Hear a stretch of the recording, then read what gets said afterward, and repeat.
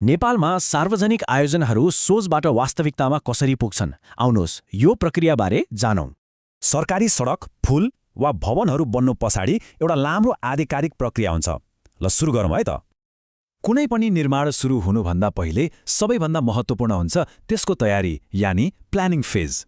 सुरुमा आवश्यकता के हो पत्ता लगाइन्छ, अनि डिपिआर, लागत अनुमान र खरिद योजना बनाइन्छ। यो डिपिआर भनेको चाहिँ आयोजनाको मास्टर ब्लुप्रिन्ट जस्तै हो, जसमा सबै कुरा लेखिएको हुन्छ। ल अब योजना तयार भयो। अब पालो आउँछ बोलपत्र आह्वान गर्ने, अर्थात् टेन्डर निकाल्ने।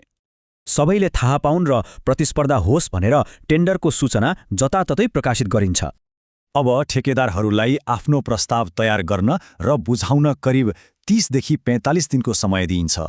आफूहरू सिरियस छौ भनेर देखाउन बोलपत्रदाताले बिड सिक्युरिटी भनेर केही रकम धरोटी राख्नुपर्छ। बोलपत्रका दुई भाग हुन्छन्, एउटा प्राविधिक जसले क्षमता देखाउँछ र अर्को आर्थिक जसले मूल्य बताउँछ। अब आउँछ सबैभन्दा गाह्रो काम, अर्थात् सबै प्रस्तावहरूको मूल्याङ्कन गरेर एउटा छान्ने।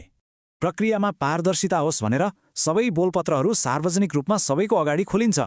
पहिले प्राविधिक रूपमा को सक्षम छन् भनेर हेरिन्छ, अनि मात्र उनीहरूको आर्थिक प्रस्ताव हेरिन्छ। जो प्राविधिक रूपमा पास हुन्छ र जसको मूल्य सबैभन्दा कम छ, ठेक्का उसैले पाउँछ। सम्झौतामा सही गर्नुअघि विजेताले फेरि ठेक्का रकमको 5% पर्फर्मेन्स सेक्युरिटी भनेर जम्मा गर्नुपर्छ। ल अब सबै कागजी काम सकियो। अब बल्ल वास्तविक निर्माणको काम सुरु हुन्छ। प्रक्रिया यस्तो हुन्छ: सम्झौता, काम सुरु, भुक्तानी, काम सम्पन्न र अन्त्यमा 1 वर्षको वारेन्टी। हरेक पटक पैसा दिँदा त्यसको 5% रकम रिटेन्सन मनी भनेर रोकेर राखिन्छ। यो भनेको एक किसिमले निर्माण कार्यको वारेन्टी पिरियड हो।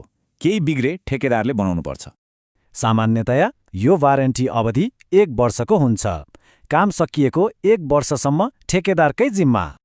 ल प्रक्रिया त बुझियो, तर सोच्नुस् त एउटा आयोजनालाई सफल बनाउने सबैभन्दा महत्त्वपूर्ण कुरा के होला?